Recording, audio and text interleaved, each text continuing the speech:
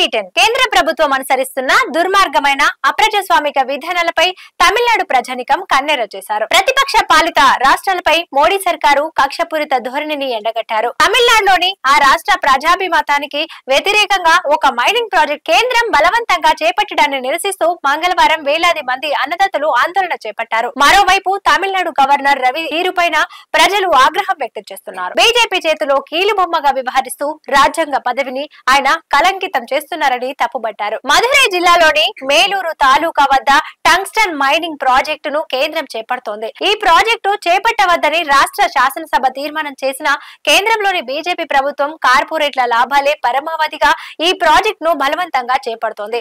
దీనిని నిరసిస్తూ మధురైలో 25 కిలోమీటర్ల మేర రైతులు మంగళవారం భారీ ప్రదర్శన చేపట్టారు. మేలూరు సమీప ప్రాంతాల నుండి దాదాపు 10,000 మందికి పైగా రైతులు, గ్రామస్తులు ఆ ర్యాలీలో పాల్గొన్నారు. మధురై నగరంలోని నరసింగంపట్టి నుండి తాళ్లకులం వరకు చేపట్టిన మహిళలు, యువత పెద్ద సంఖ్యలో పాల్గొన్నారు. తిరుచి మధురై జాతీయ రహదారి మీదుగా తమిళనాడు వ్యవసాయ విశ్వవిద్యాలయానికి చేరుకున్న ఆందోళనకారులు ఉతకడై మీదుగా ఎంజీఆర్ బస్టాండ్ దాటి జిల్లా కోర్టు దగ్గర మలుపు తీసుకున్నారు.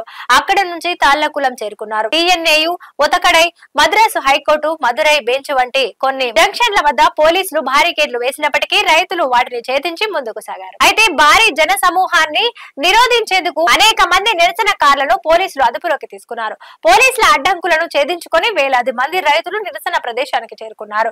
కేంద్రం తీరును నిరసిస్తూ పెద్ద ఎత్తున నినాదాలు చేస్తూ బైఠాయించారు. ప్రాజెక్టు కోసం కేటాయించిన 5,000 ఎకరాల్లో కేవలం 500 ఎకరాలు వదిలేయటం వల్ల ప్రజలకు, పర్యావరణానికి ఎలాంటి మేలు జరగదన్నారు.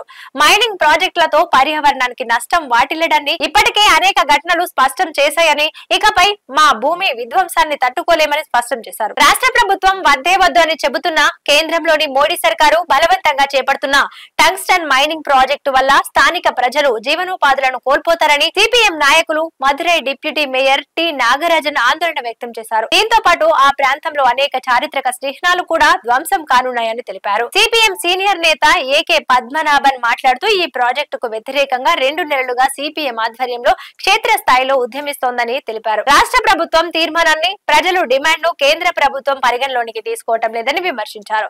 ఈ నిరసనకు మద్దతుగా agro food chamber of commerce and industry president S Ratnavelu మాట్లాడుతూ ఈ ప్రాంతంలోని ప్రజల ఏకైక జీవనోపాధి వ్యవసాయమని, ఇప్పుడు ఆ ప్రాజెక్టులతో సాగు విస్తీర్ణం తగ్గిపోయి ఆహార ఉత్పత్తిలోనే తీవ్ర ప్రభావం పడుతుందని ఆందోళన వ్యక్తం చేశారు. ప్రజల ఉపాధి పైన, వ్యవసాయోత్పత్తుల పైన వినాశకర ప్రభావం చూపనున్న ఈ ప్రాజెక్టును తక్షణమే విరమించుకోవాలని డిమాండ్ చేశారు. ఇది వంటి న్యూస్ చూస్తూనే ఉండండి T10.